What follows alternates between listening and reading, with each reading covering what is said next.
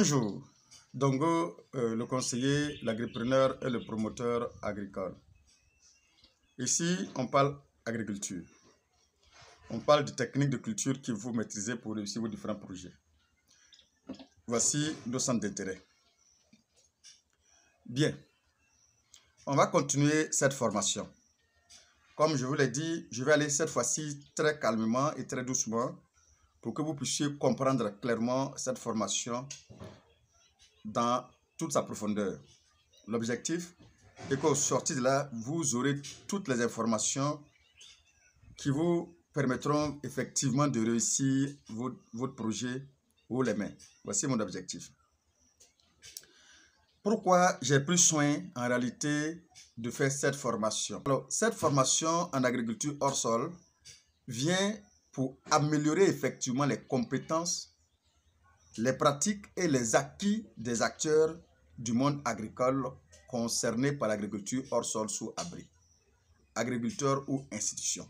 Alors, il a été effectivement conçu pour accompagner les producteurs dans les bonnes pratiques culturelles et phytosanitaires.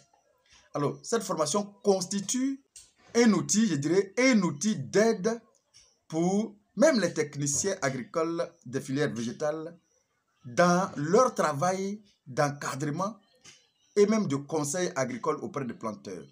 C'est une forme de guide. Cette formation est une forme de guide qui peut effectivement, qui peut servir bien évidemment à aider les autres. Ça veut dire que si vous avez cette formation désormais, vous pouvez l'utiliser pour former votre équipe facilement pour pouvoir mieux gérer votre exploitation en bonne et en due forme. Alors, cette formation regroupe des éléments techniques nécessaires au transfert de compétences dans le cadre des sections de formation.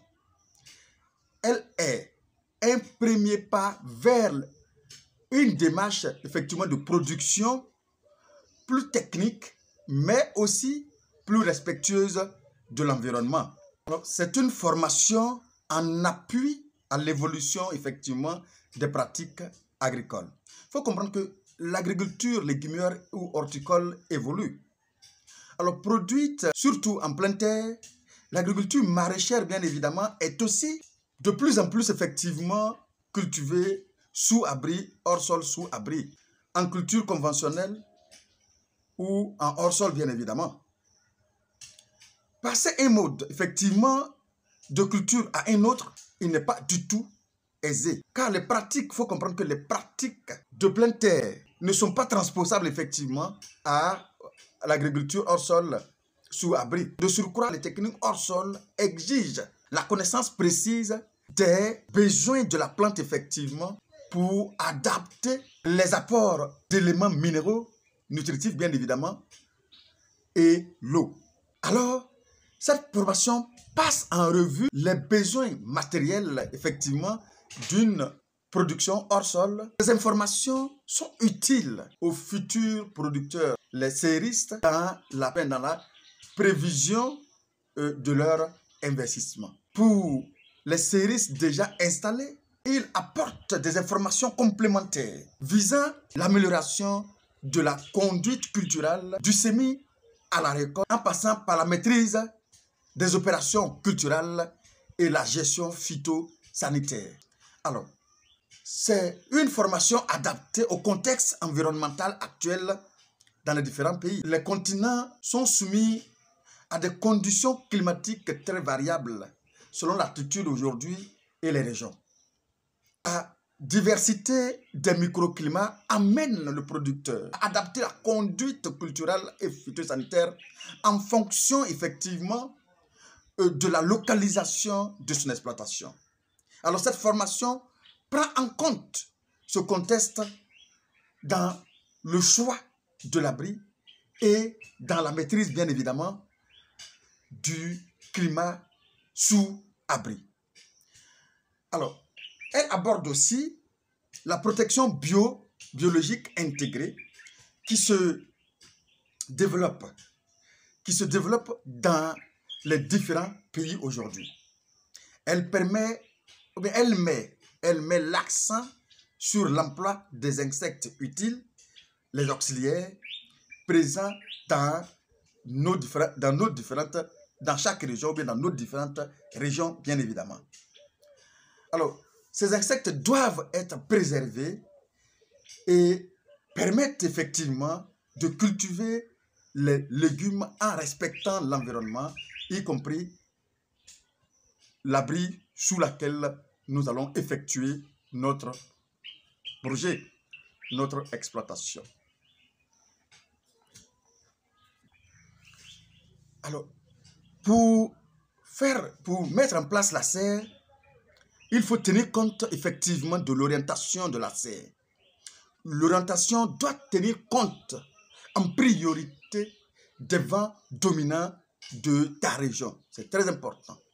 C'est vrai, il y a des zones accidentées dans certains endroits qui ne facilitent pas toujours effectivement l'implantation des structures et même l'organisation de l'exploitation.